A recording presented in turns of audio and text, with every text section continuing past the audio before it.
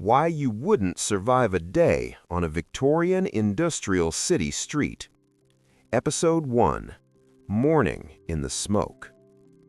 Opening. Before the city fully wakes.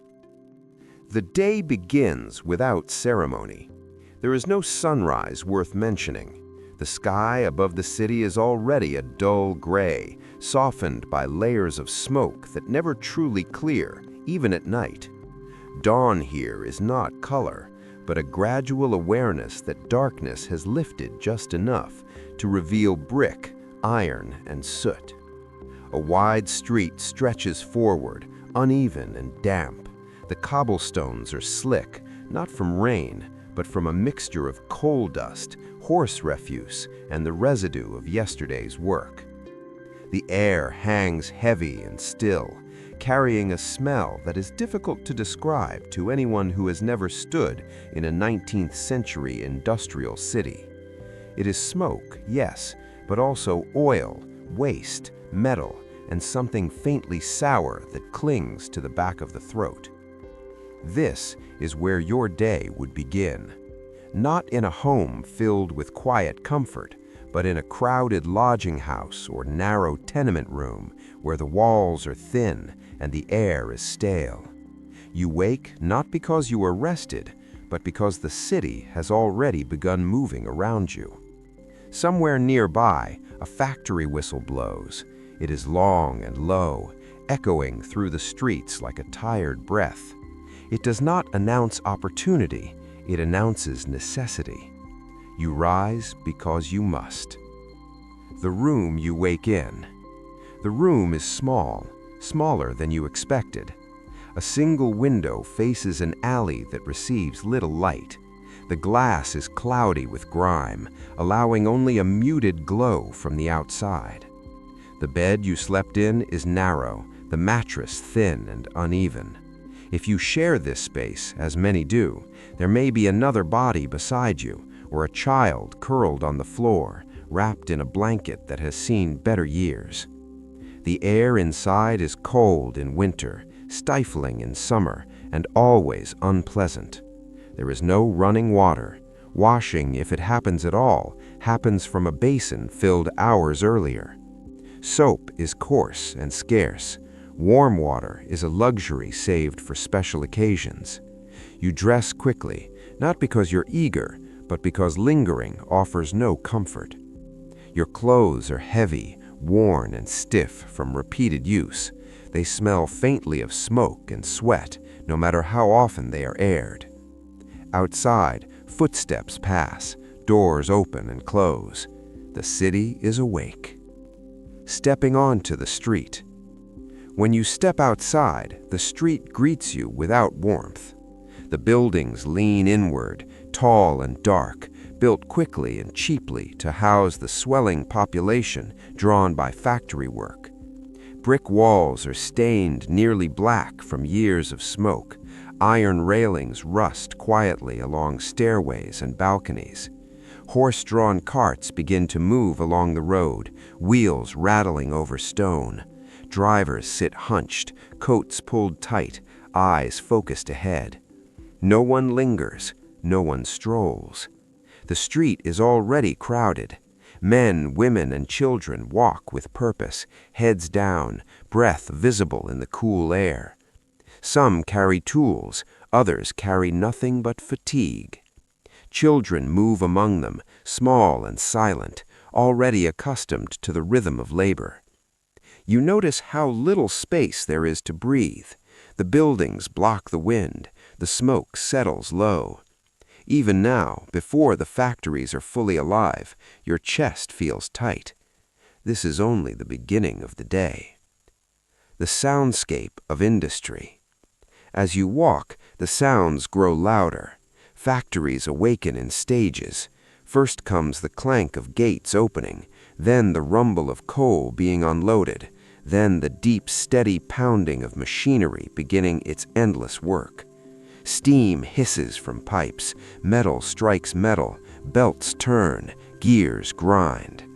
The noise does not rise and fall. It settles into a constant presence, like a second heartbeat. Over time, many stop noticing it entirely. Others never do. If you pause, even briefly, the sound presses in around you. It is not aggressive, it is relentless. This sound will follow you all day. Air you were not meant to breathe. Breathing here is an effort even on a calm morning. Coal smoke drifts from countless chimneys, merging into a thick haze that softens the edges of everything it touches. The farther you look, the less distinct the world becomes. Buildings fade into one another, the horizon disappears. With each breath, fine particles enter your lungs.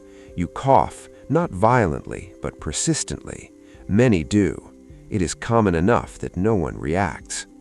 Over time, this air weakens the body. Lungs grow tired, infections linger, simple colds become dangerous.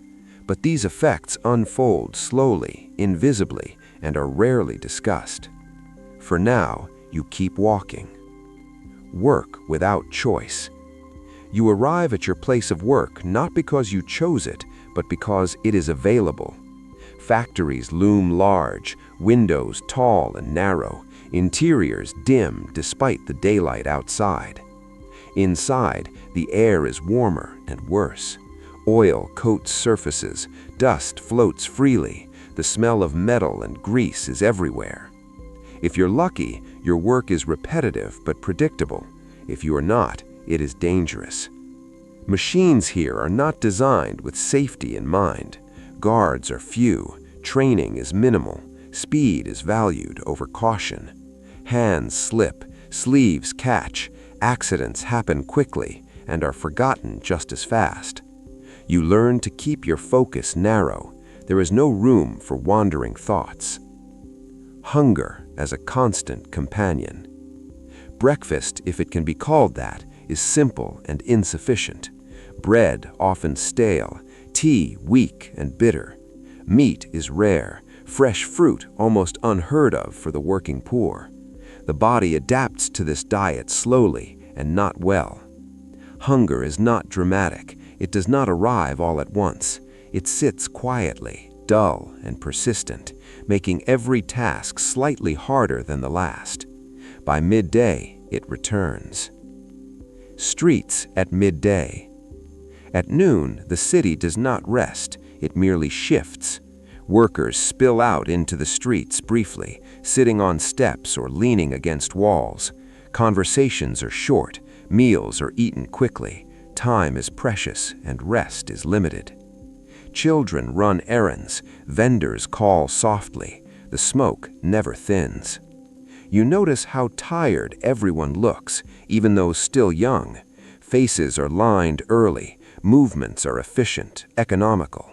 The city does not allow wasted energy. Why survival is not guaranteed. By now, you understand something important. Survival here is not about heroism, it's about endurance. And endurance requires reserves of health, of strength, of resilience that many newcomers simply do not have. Illness spreads easily, injuries heal slowly, rest is rare. One missed day of work can mean hunger, one injury can mean unemployment, one illness can mean something far worse. This is not a place that kills quickly, it wears people down, and you haven't even reached the end of the day. Closing. The day is only half over. As the afternoon light fades, if it can be said to fade at all, you realize how long the day still stretches ahead. Work will continue, the noise will not stop, the air will not clear. By evening, exhaustion will settle deep into your bones, and tomorrow it will begin again. This is why surviving even a single day on a Victorian industrial city street was never guaranteed, not because of one great danger, but because of thousands of small ones, quietly waiting. Episode 2: Inside the Factory. The factory does not announce itself as a place of danger. From the outside, it is simply large, Brick walls rise several stories high, their surfaces darkened by years of soot and smoke. Tall windows line each floor, many of them permanently sealed shut, others cracked or clouded beyond transparency. The building hums faintly even before you step inside, as if something mechanical is breathing behind the walls. At the entrance, workers move in quietly. There is no greeting, no exchange of words. Everyone understands the rhythm of arrival. Delays are noticed. Tardiness is recorded. Wages are docked without discussion. You step through the doorway, and the outside world recedes almost immediately. The air indoors. The first thing you notice is the heat. Even on cold days, the interior is warm, sometimes unbearably so. Machines generate constant friction. Steam rises from pipes that run along ceilings and walls. The air is thick, heavier than the street outside, carrying layers of oil, dust, and dampness. Breathing here feels different. Each breath seems to settle inside your chest rather than pass through it. Over time, the body adapts in small ways. Coughs become routine. Throats remain perpetually dry. Ventilation, where it exists, is minimal. Windows are kept closed to maintain temperature and efficiency. Fresh air is considered an inconvenience. Light enters in narrow shafts, cutting through the haze in pale, muted beams. Dust motes drift slowly, catching the glow before disappearing again. The layout of work. The floor stretches wide and open, broken only by rows of machines arranged with practical precision. Belts run overhead, looping from wheel to wheel, carrying power from a central engine. The motion is constant, unbroken, and hypnotic. There is no quiet space here. Every machine contributes to the overall sound, a layered combination of clanking, whirring, grinding, and pounding. No single noise dominates. Together, they form a continuous presence that fills the room completely. Conversation is difficult. Instructions are given with gestures or short shouted phrases. Over time, many stop trying to speak at all. You take your place where you are told. Learning by watching. Training, if it can be called that, is brief. You observe someone who has been here longer. Their movements are efficient, repetitive, economic. They show you where to stand, where to place your hands, how to keep pace with the machine. There is no discussion of what happens if something goes wrong. You learn quickly that hesitation is not encouraged. The machine does not wait. If you fall behind, it continues. If you move too quickly, mistakes happen. Your body adjusts its rhythm to match the mechanical one. After a while, it becomes difficult to tell which is leading and which is following. The nature of the work. The work itself is not complex. It rarely requires creativity or decision-making. Instead, it demands consistency. The same motion repeated hundreds or thousands of times, the same posture held for hours. This repetition dulls the senses. Minutes stretch, hours blur together. Time loses its familiar structure. Fatigue does not arrive suddenly. It accumulates slowly, settling into muscles and joints. By the middle of the shift, your body feels heavier than it did at the start. There is no option to stop. Machines without mercy. The machines are powerful, but they are not precise. They were built to produce, not to protect. Edges are sharp, gears are exposed, belts spin freely within reach. You are careful because you must be, but care is not always enough. Oil makes surfaces slick. Dust obscures small details. The constant vibration numbs fingers and dulls awareness. When accidents occur, they happen quickly. A slip, a misjudged reach, a moment of fatigue. The machine does not notice. Work pauses briefly, just long enough to clear the space. Then it resumes. Children at work. In some sections of the factory, the workers are smaller. Children move easily between machines, their size considered an advantage.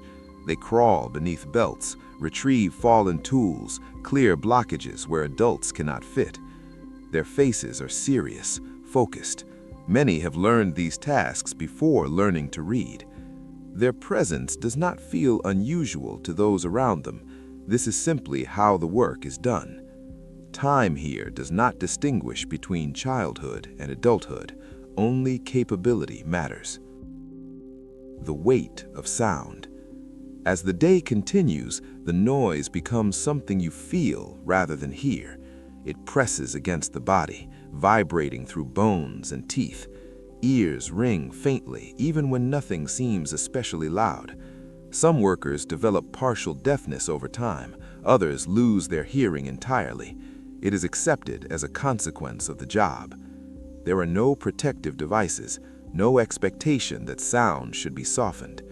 The factory speaks in its own language, and everyone inside learns to endure it. The rhythm of the shift. The shift is long. Breaks are short and infrequent. When they come, workers sit where they stand or lean against walls. Food is eaten quickly, often without appetite.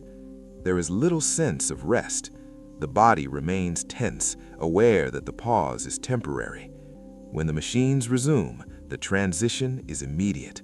The rhythm picks up where it left off, as if it had never stopped. The day continues. Injuries and illness. Minor injuries are common. Cuts, burns, crushed fingers, these are treated with basic remedies or ignored altogether. Time away from work is rarely an option. More serious injuries happen too, though they are spoken of quietly. A missing hand, a damaged leg, a sudden absence at a familiar station. The factory adjusts. Someone else fills the space. Illness spreads easily in this environment. Close quarters, poor air, long hours. Coughs echo across the floor, blending into the machinery. Recovery is slow. Many never fully recover. The mental toll. What wears you down most is not fear, but monotony. The repetition strips away any sense of novelty. Days blur into one another. The future feels distant and abstract. Thoughts drift, then return abruptly when attention slips. The machine demands focus again and again. Some workers develop habits to cope, counting motions, marking time in small increments, watching light shift across the floor. Others simply endure. Late afternoon light. As the day moves toward evening, the light changes slightly. Outside, the sun lowers behind smoke and buildings. Inside, the difference is subtle. Shadows lengthen, the air feels heavier. Fatigue deepens, movement slow. Mistakes become more likely. Still, the work continues.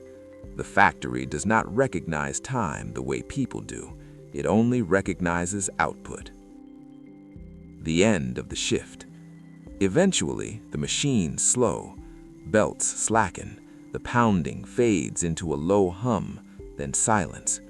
The sudden absence of sound feels almost unsettling. Workers stand still for a moment, as if something else is supposed to happen. Then they begin to move. Tools are set down. Stations are left without ceremony. No one lingers. You step outside again, blinking in the dim light. The air feels cooler, though no cleaner. What you carry with you. As you walk away from the factory, you carry more than fatigue. Your clothes are heavier with dust and oil. Your muscles ache in unfamiliar ways. Your ears ring faintly. Tomorrow you will return. Most do. But for newcomers, for those unaccustomed to this pace, this environment, this constant demand, survival is uncertain. Not because of a single dramatic moment, but because of hours stacked upon hours, day after day, until the body quietly fails. Closing. The street waits. The street is there when you leave, just as it was when you arrived.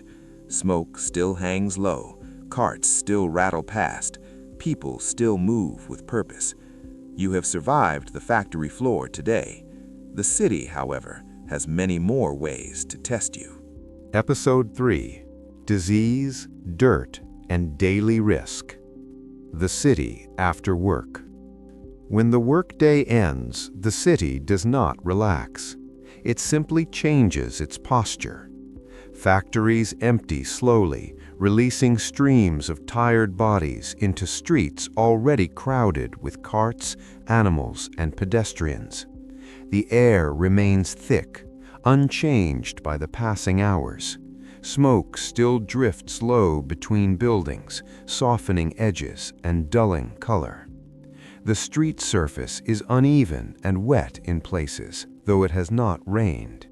Liquid collects where it always does, in shallow depressions between stones. Its origin is rarely clear. You step carefully, though care offers no guarantee. Streets without separation. In this city, everything shares the same space. People walk where animals walk. Animals walk where carts roll. Waste goes where gravity allows. There are no dedicated systems to carry refuse away from daily life. What cannot be burned, buried, or reused often ends up in the street itself. Horse manure is common and largely ignored. Household waste is emptied into gutters. Industrial runoff seeps from factory doors and drains. Water flows through these channels slowly, if at all. When you breathe, the smell follows you. Water that cannot be trusted. Clean water is not easily obtained. Public pumps exist, but their sources are not always known. Underground pipes, if they exist at all, often run close to sewage channels. Contamination is invisible and poorly understood. Water looks clear enough. It smells normal. It is still dangerous. Many illnesses begin here, unnoticed. A glass of water, a pot of boiled food prepared without sufficient heat, a shared cup. At first, there is only discomfort. Homes that offer little protection. You return to your lodging as evening approaches. The building is tall and narrow, constructed quickly to house as many people as possible. Rooms are stacked close together. Walls are thin. Air moves poorly between spaces. Inside, light is limited. Candles and oil lamps provide a soft, uneven glow. Shadows collect in corners. Smoke from cooking fires lingers long after meals are finished. The floorboards creak softly underfoot. They are worn smooth in places, uneven in others. Dirt settles into cracks where it cannot be easily removed. Here, rest is possible, but recovery is not guaranteed. Crowding as a condition of life. Privacy is rare. Rooms are shared. Beds are shared. Illness is shared. If one person coughs through the night, others hear it. If one person develops a fever, others soon follow. Ventilation is minimal. Windows are small, often kept closed to retain warmth. Fresh air is considered less important than comfort. In these conditions, disease does not need encouragement. It waits patiently. The slow arrival of illness. Illness in the Victorian city rarely announces itself dramatically. It begins quietly. A headache that lingers, a cough that does not fade, fatigue that deepens instead of lifting with rest. At first, you continue working. Most do. Missing a day's wages is not a small inconvenience, it is a risk. Symptoms worsen slowly. Fever rises, appetite fades, strength diminishes. Medical care, where available, is basic and uneven. Doctors are few, treatments vary, germs are not yet fully understood. Advice is offered, outcomes are uncertain. hospitals and fear. Hospitals exist, but they are not places people go willingly. They are crowded, underfunded, and often overwhelmed. Beds are shared, equipment is reused, sanitation is inconsistent. For many, entering a hospital feels like surrender rather than healing. Those who can avoid it do so. Those who cannot often arrive too late. The ever-present risk of infection. Injuries that would be minor elsewhere become serious here. A small cut exposed to dirty air and unclean surfaces can fester.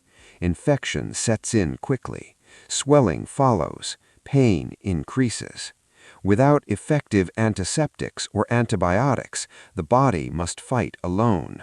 Sometimes it wins. Sometimes it does not. The line between inconvenience and catastrophe is thin.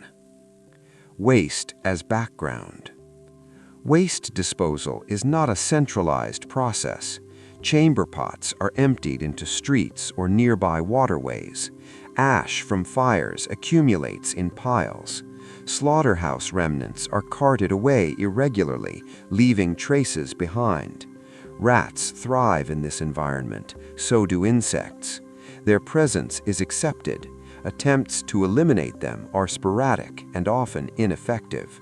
They move freely, unseen most of the time. Nightfall in the city.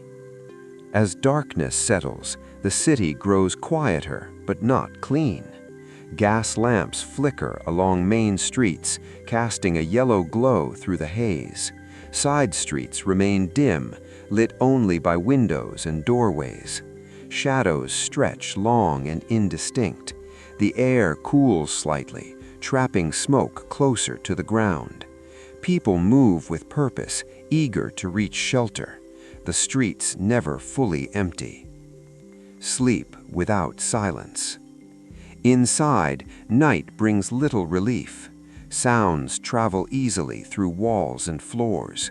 Coughing, footsteps, the occasional shout or cry from outside. The city rests lightly, never fully asleep. Your body remains tense, accustomed to constant awareness. Rest comes in fragments. Recovery, if it happens, is slow. Why disease was so deadly. Disease here is not an exception. It is part of the environment. It thrives in crowding, poor air, contaminated water, and exhausted bodies. It spreads quietly, efficiently, without intention. Survival depends less on strength than on chance. Where you live, who you share space with, what water you drink. Small differences matter. The end of the day. As you lie down, the events of the day blur together. Work, streets, air, water, crowds. Nothing dramatic occurred. No singular danger presented itself, and yet every moment carried risk. This is why surviving even a single day on a Victorian industrial city street was never guaranteed, not because of sudden disaster, but because of constant exposure. Closing. Tomorrow is already waiting. Outside, the city continues its low, steady rhythm. Smoke drifts, water flows where it should not. People move in patterns shaped by necessity. Tomorrow will look much like today, and for many, that sameness is the greatest danger of all. Episode 4. Children of the Street. Visual tone. Wide cinematic illustrations, muted earth tones, soft overcast daylight or dim gaslight, atmospheric haze, painterly realism, low contrast, subtle film grain, no dramatic action. Morning before adulthood. Children in the industrial city wake early, often earlier than adults. Their days begin not with play or schooling, but with responsibility. The rooms they sleep in are shared, crowded, and dim. Beds are narrow, sometimes improvised. Blankets are thin and worn smooth by years of use. When they rise, they do so quietly. Space is limited, noise carries. There is little sense of transition between night and day. Life simply continues. Small bodies, large expectations. Outside, children move easily through streets shaped for labor rather than leisure. They step around puddles and debris without hesitation. They know which corners collect waste, which alleys flood after rain, which streets are safest to cross. Their movements are efficient, practiced. Childhood here is not a protected state. It is a stage defined by size and capability. If you are small enough to fit between machines, you are useful. Work that fits their frame. Many children work inside factories.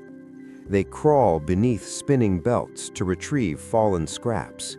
They clear blockages where adults cannot reach. They run errands between stations, carrying messages or tools. The work is repetitive and poorly paid. The hours are long. Instruction is minimal. Mistakes are met with impatience rather than correction. Injuries are common. Fingers are crushed. Skin is burned. Bruises fade only to be replaced by new ones. Their bodies adapt in quiet ways. Streets as classrooms.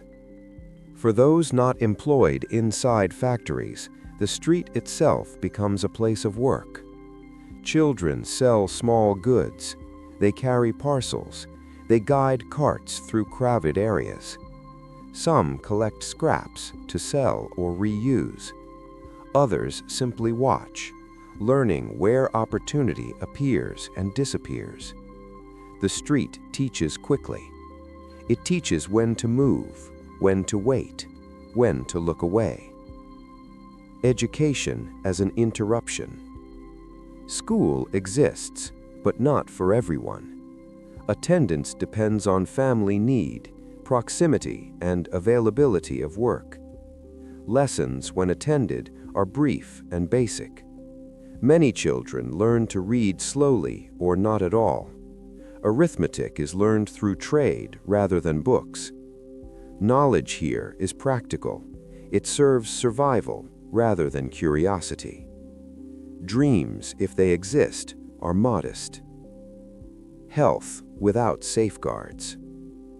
Children are particularly vulnerable to the city's conditions. Their lungs fill with the same smoke. Their hands touch the same contaminated surfaces. Their immune systems struggle against constant exposure. Illness spreads quickly among them. Fevers linger. Coughs deepen. Recovery is uncertain.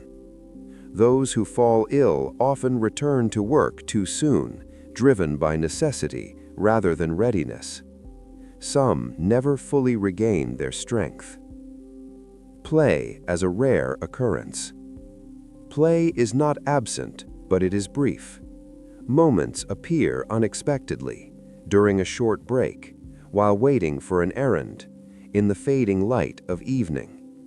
A stone kicked along the street, a shared joke, a quick chase between doorways. These moments pass quickly, unremarked. Work always returns.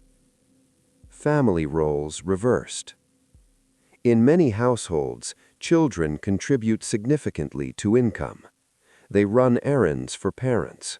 They work alongside siblings. Sometimes they support adults weakened by illness or injury. Responsibility shifts early. The idea of dependence fades quickly. Night work. Some children work late into the evening. Gas lamps cast long shadows. Streets grow quieter but not safer.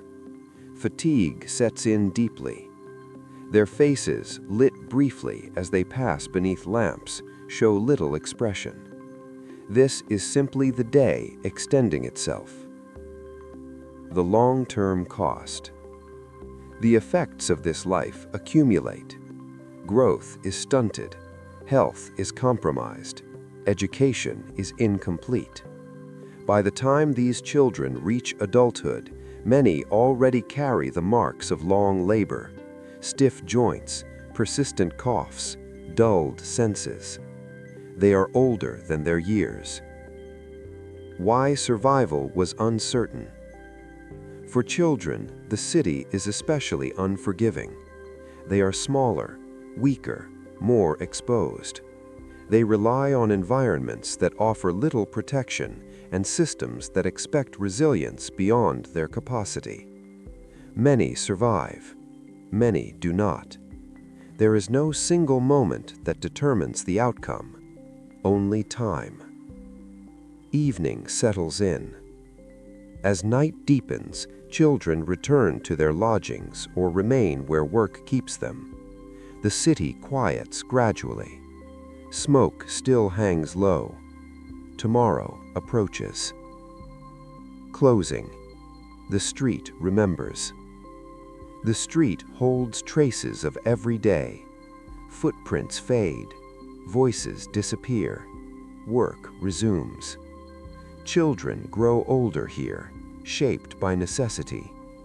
This is why surviving even a single day on a Victorian industrial city street was never guaranteed, especially for the smallest among its residents. Episode 5, Nightfall and No Escape. The City After Dark. Night does not arrive cleanly in the industrial city. It seeps in. The sky darkens slowly, but the streets remain dim even before sunset. Smoke and haze soften the fading light, blurring the boundary between day and evening. Gas lamps flicker to life one by one, their glow weak and uneven, barely pushing back the darkness. Shadows lengthen along brick walls. Doorways become deeper, more indistinct. The city does not feel smaller at night. It feels heavier. The end of work, not the end of strain. Factories empty again, as they did hours earlier, but the exhaustion is deeper now. Workers move more slowly. Shoulders sag. Steps drag against the stones. Conversation, already minimal, fades almost entirely. The street absorbs them without comment. There is no sense of accomplishment at the end of the day, only relief that it has ended, and an awareness that it will begin again. Streets that never fully rest. Some streets quiet quickly. Others do not. Near docks, markets, and transport routes, activity continues late into the night. Carts arrive, goods are unloaded, animals are fed and moved. The city operates in layers, each one overlapping the next. For many, night is simply another shift. Light as a luxury. Gas lamps provide limited illumination. Their light pools softly beneath them, leaving wide stretches of darkness between. Faces appear briefly, then disappear. Details are lost. Those who know the streets navigate easily. Those who do not hesitate, misjudge distances, step into hazards. The city rewards familiarity and punishes uncertainty. The risk of injury after dark.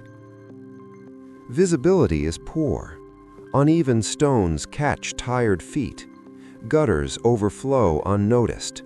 Objects left behind during the day become obstacles at night. Falls are common. Minor injuries occur frequently. Help is not guaranteed. Those who can stand, stand. Those who cannot often wait until morning. Night air and the body. The air cools slightly after sunset, but it does not clear. Smoke settles lower, trapped by stillness. Breathing becomes heavier, coughs deepen. Dampness rises from the ground, seeping into clothing and bones. For those already weakened by labor, illness, or hunger, the night adds another quiet strain. Home without comfort. Returning home does not mean relief. Rooms remain crowded, heat lingers unevenly, air circulates poorly. Meals, if there are any, are simple and small. Bread, thin soup, tea. Conversation is minimal, energy is conserved. Sleep is approached carefully, as if it might not come easily. Sleep without safety. Sleep here is light. The city makes sure of that. Sounds travel easily, footsteps on stairs, voices through walls, the distant rumble of carts, the occasional shout from the street. Even in rest, awareness remains. The body never fully relaxes. Fire as a constant threat. Fire is always a possibility. Buildings are close together. Materials burn easily. Open flames are common. Buckets appear. Bells ring. People gather. Sometimes the fire is contained. Sometimes it is not. The risk is ever present, quietly acknowledged. The long night hours. For many, sleep comes in fragments. They wake briefly. They shift position. They listen. Time passes slowly. Outside, the city continues its muted rhythm. The night does not erase the day. It holds it, waiting to return it in the morning. Dawn approaches again. Eventually, the darkness begins to lift, not with clarity, but with familiarity. The sky lightens slightly behind the haze. Gas lamps flicker out. The street takes on its earlier gray tone. Another day prepares itself. Why escape was rare. For those living on a Victorian industrial street city, escape was not simply a matter of leaving. Work tied people to place. Wages tied them to routine. Housing tied them to proximity. Illness, fatigue, and responsibility narrowed options further. The city did not trap people dramatically. It held them quietly. The end of a day, not the end of risk. You have survived the day. Morning, work, streets, illness, children, night. Nothing extraordinary happened. And that is precisely why survival was uncertain, because danger here was not loud, it was constant. Closing. The street remains. As dawn arrives again, the street looks much as it did before. Smoke drifts low. Stones glisten faintly. People begin to move. The city remembers every step, every breath, every quiet endurance. And tomorrow, it will ask the same thing again. Episode 6. Sundays, Rare Rest, and False Relief. A different morning. Sunday morning arrives quietly. There is no factory whistle cutting through the air, no immediate rush of bodies into the streets. The city wakes more slowly, as if unsure whether it is allowed to rest. Light filters through the haze in the same muted tones as every other day, but the rhythm is altered. Doors open later, footsteps are fewer. The noise of machinery is replaced by a softer, scattered soundscape. For a brief moment, the city feels almost calm. Rest that is conditional. Rest here is never complete. Sunday offers fewer work hours or none at all for some, but necessity does not disappear with the schedule. Chores remain. Errands still need doing. Water must be fetched. Food must be prepared. bodies remain tired. The absence of labor does not erase the fatigue accumulated throughout the week. Muscles ache regardless of the day's name. Lungs still carry smoke. Joints still stiffen.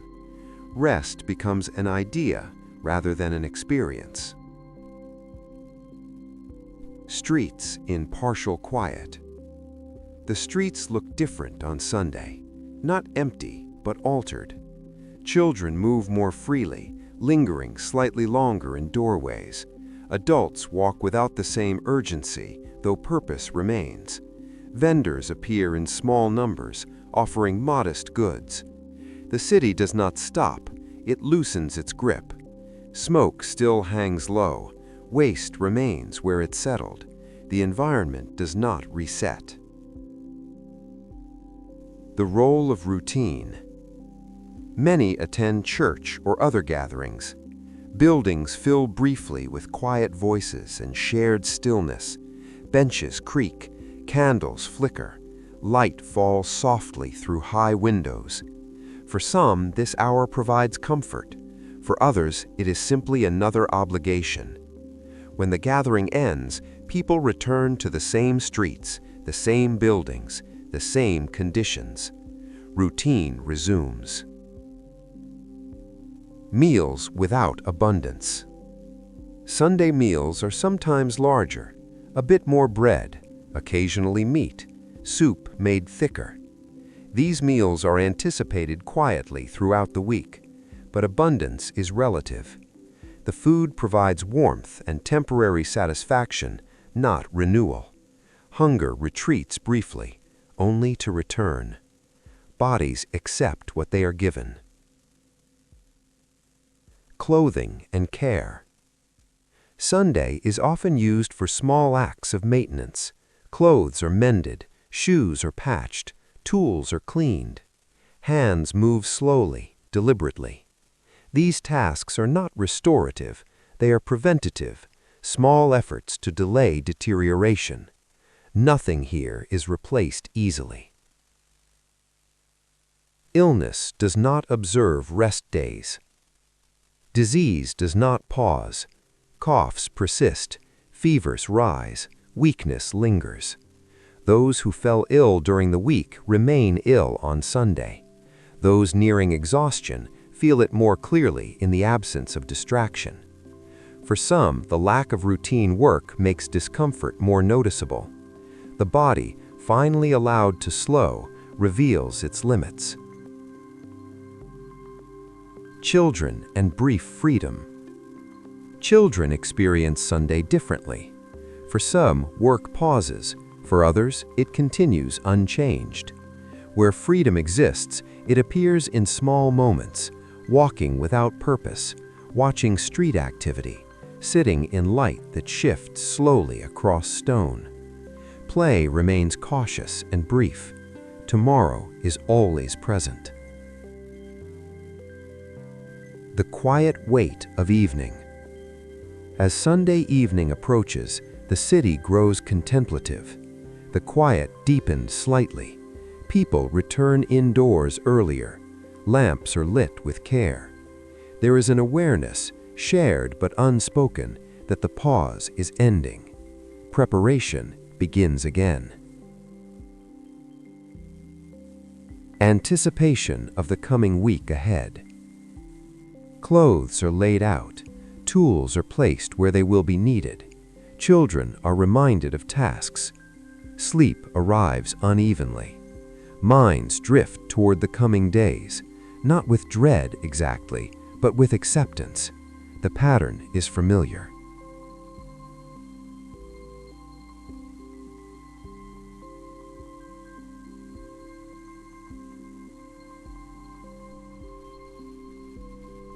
Why rest was not enough. Sunday offers a break from motion, not from hardship. The conditions that shape daily life remain unchanged. Air stays heavy, water remains uncertain, housing continues to crowd. Rest, when it exists, is shallow. It delays collapse but does not prevent it. Closing. the illusion of pause.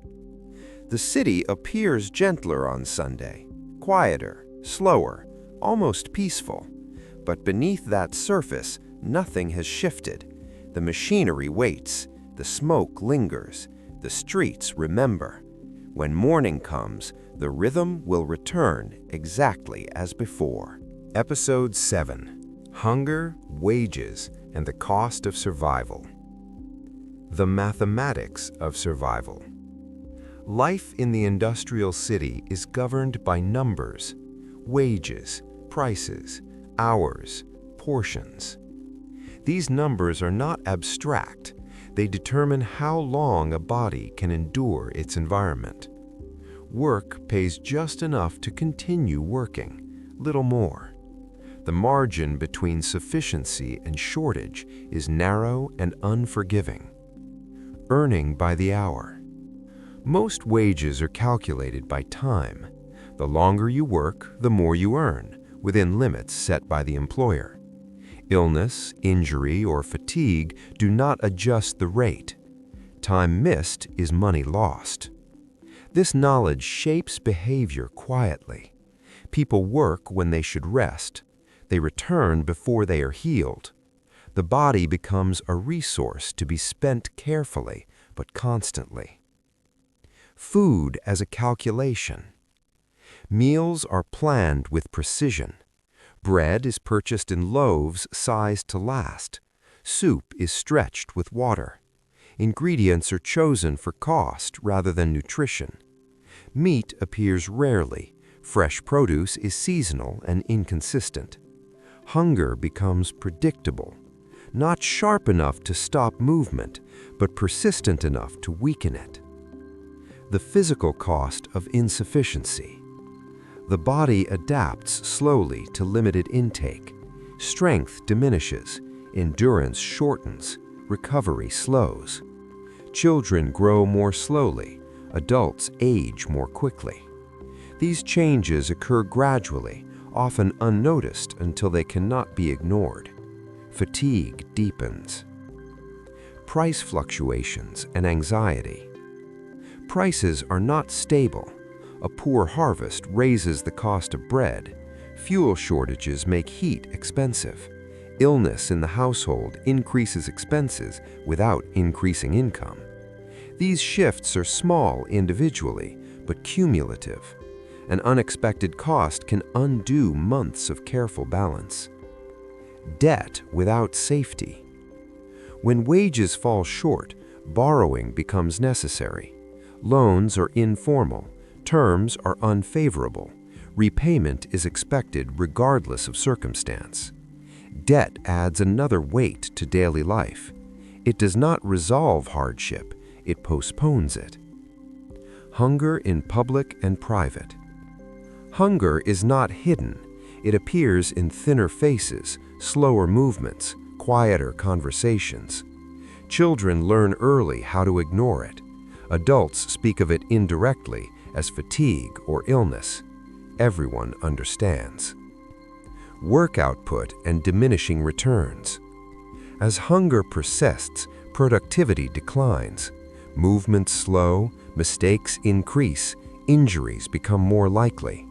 Employers respond by replacing rather than supporting. The cycle continues. Small comforts and trade-offs. Occasionally, small luxuries appear. A warm drink, a slightly larger meal, a moment of satisfaction. These moments are chosen carefully, often at the expense of something else. Comfort is traded, not added. Evening markets and decisions. In the evening, small markets operate. Purchases are deliberate, coins are counted twice, choices are weighed. Every decision has consequences beyond the moment. The weight of responsibility is constant. Why hunger was dangerous. Hunger weakens the body quietly. It reduces resistance to disease, slows healing, dulls attention. In an environment already full of risk, it removes the last reserves.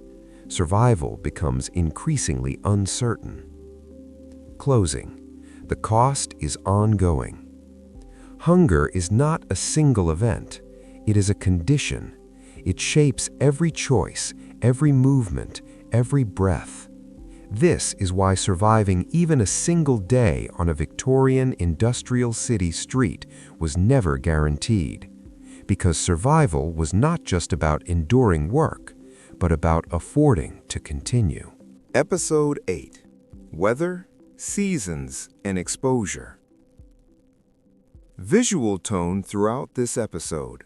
Wide cinematic illustrations, muted earth tones, overcast skies, seasonal haze, painterly realism, low contrast, subtle film grain, no dramatic action.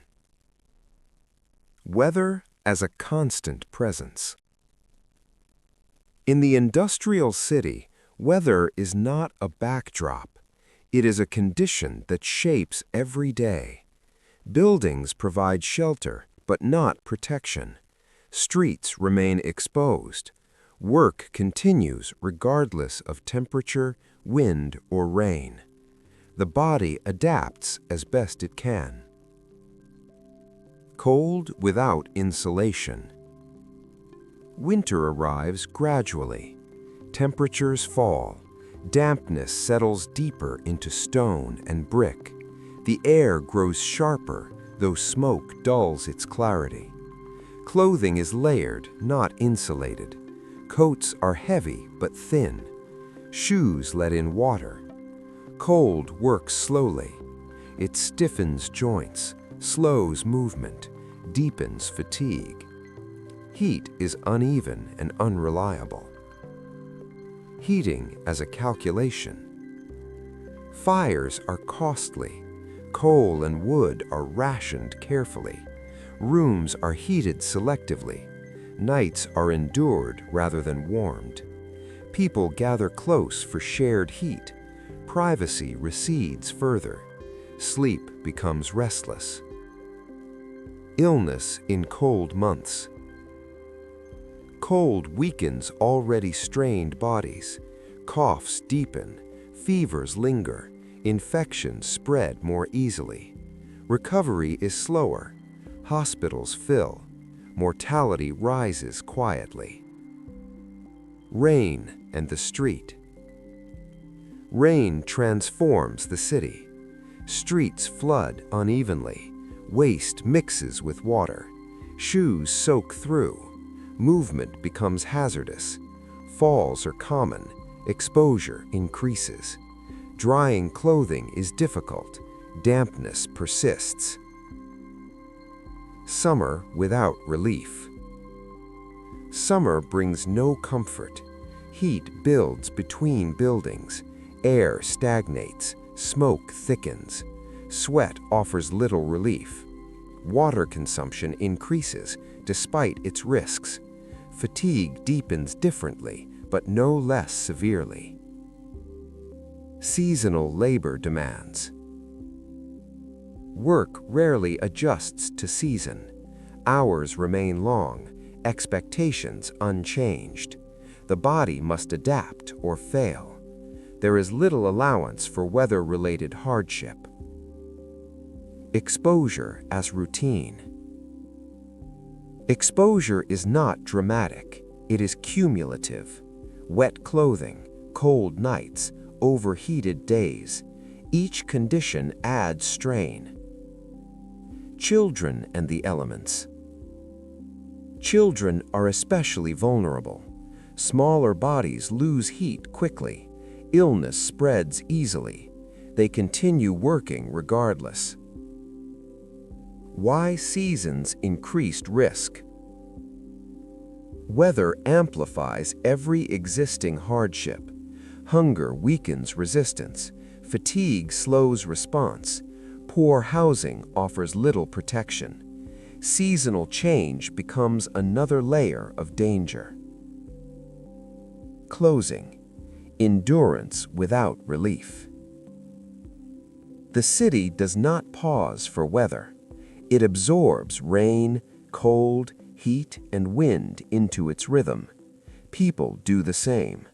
Survival depends on enduring each season without fully recovering from the last. Episode 9. Accidents, Chance, and Sudden Loss. Visual tone throughout this episode. Wide cinematic illustrations, muted earth tones, overcast light, atmospheric haze, painterly realism, low contrast, subtle film grain, no dramatic action. Risk without spectacle. Danger in the industrial city is rarely dramatic. It does not announce itself with urgency or spectacle. It exists quietly, woven into daily routines. Accidents occur not because people are careless, but because conditions allow little margin for error. Streets as hazards. The street itself is uneven and unpredictable. Loose stones shift underfoot. Carts pass close. Animals move without warning. Visibility is often poor. Fatigue dulls reaction. A misstep becomes a fall. Work-related accidents. Factories produce injuries regularly. Hands slip, tools fall, machines catch clothing. These incidents happen quickly and without ceremony. Work pauses briefly, then resumes. The injured are remembered briefly, then replaced. Transport and movement. Moving goods through the city is dangerous. Carts tip, loads shift, animals startle. Crowded conditions increase risk. Injuries occur suddenly. Home as a source of risk. Danger extends indoors. Stairs are steep, lighting is poor, fire is constant. Small errors have consequences. The role of chance. Chance plays a significant role. Two people may work the same job under identical conditions. One remains unharmed, the other does not. There is no clear reason. Injury without recovery time. When injury occurs, rest is limited. Healing is incomplete. Injuries become chronic. Sudden absence. People disappear from routine without explanation. A familiar face no longer appears. The absence is noted quietly. Life continues. Psychological weight. Uncertainty adds strain. Awareness of risk becomes background noise. Fear is muted but persistent. Why chance was dangerous. In a system with no safety net, chance determines outcomes. One moment alters everything. Closing. Fragility of continuity. Daily life appears stable, but stability is fragile. Survival depends on uninterrupted routine. Any disruption carries cost. Episode 10. Old age, decline, and the limits of endurance. Aging without support. Old age in the industrial city arrives early. Years of labor accelerate physical decline. Bodies age faster than calendars suggest. There is little transition between working life and incapacity. Work beyond strength. Many continue working long after their strength fades. Rest is a luxury few can afford. Pain becomes routine. Decline as a private matter. Aging happens quietly. There are no public rituals marking decline. Families absorb the burden when possible. Housing and mobility. Steep stairs and narrow rooms grow difficult. Mobility decreases. Falls become more likely. Nutrition and aging. Limited diets compound decline. Bones weaken. Illness lingers. Recovery slows. Social invisibility. Older individuals become less visible. They move slower, speak less. The city flows around them. The end without ceremony. Death often occurs quietly. No pause in the city's rhythm. Why survival was temporary. Survival depended on sustained physical capacity. When that faded, options narrowed quickly. Closing, the quiet boundary. Old age marks the limit of endurance. The city offers no refuge. Survival ends not in crisis, but in gradual withdrawal. Episode 11. Why most days looked exactly the same. Visual tone throughout this episode. Wide city streets under gray skies, repetitive architecture, smoke-softened light, painterly realism, subtle grain, calm observational mood. Repetition as structure. Daily life in the industrial city is defined by repetition, not because imagination is absent, but because routine is necessary for survival. The same paths are walked, the same hours observed. Change introduces risk. Predictability as safety. Familiar routines reduce uncertainty. Knowing when to wake, where to stand, how long to work helps conserve energy. Deviation requires effort few can afford. Streets that rarely change. Buildings remain the same. Shops open and close at predictable times. Smoke rises consistently. The street becomes a static environment. Labor without variation. Work tasks repeat endlessly. Muscle memory replaces thought. Time blurs. Meals and movement. Food choices are limited.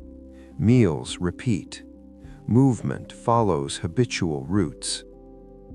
Emotional flattening. Repetition dulls emotional extremes. Joy is subdued. Fear is constant but muted. Memory without milestones. Without variation, days blend together. Memories lack distinction. Life is measured in endurance, not events. Why repetition sustained survival? Routine minimizes decision-making. It allows bodies and minds to operate on reduced energy. Closing. Stability through sameness. The sameness of days creates fragile stability. Survival depends on continuity. Disruption remains the greatest threat. Episode 12. The City at Night. Episode 12. The City at Night. Night does not quiet the industrial city. It changes it. The volume lowers, but the presence remains. Smoke still hangs in the air. Fires continue to burn. Machines slow, but do not fully stop. The city breathes differently, not less. Streets after work. Workers spill into the streets gradually. There is no rush. Movement is slower, heavier. Footsteps echo faintly on damp stone. Gas lamps flicker unevenly, casting soft halos that do not fully reach the edges of the street. Faces pass briefly through light, then fade back into shadow. Night work continues. For many, night is not rest. Factories operate in shifts. Night crews replace day crews. Labor continues under artificial light, eyes strained, movements dulled. Time loses its shape. Homes after dark. Inside small rooms, families gather quietly. Conversation is minimal. Energy is conserved. Light is expensive. Meals are simple. Sleep comes unevenly, interrupted by noise, coughing, or the distant rhythm of industry. The vulnerable hours. Night amplifies vulnerability. Illness worsens in the cold. Accidents are harder to see coming. Loneliness deepens. Help is farther away. The street as witness. The street observes everything. It holds the day's residue, footprints, spills, fragments of sound. By morning, most traces will be gone, but the street remembers through wear. Time passing unmarked. Night blurs into morning. There is no clear boundary. Sleep ends not with rest, but with obligation. Another day begins before recovery is complete. Why night offered no escape. Night was not relief. It was simply another phase of endurance. Rest was partial, safety incomplete. The cycle continued. Closing, a city that never fully sleeps. The Victorian industrial city does not demand attention. It demands persistence. It wears people down quietly, not through single moments, but through unbroken continuity. To survive even one day requires strength, health, luck, and support. Most lacked at least one. The city remains. People pass through it briefly. And in the wide, mused streets, under gaslight and smoke, life continues without pause.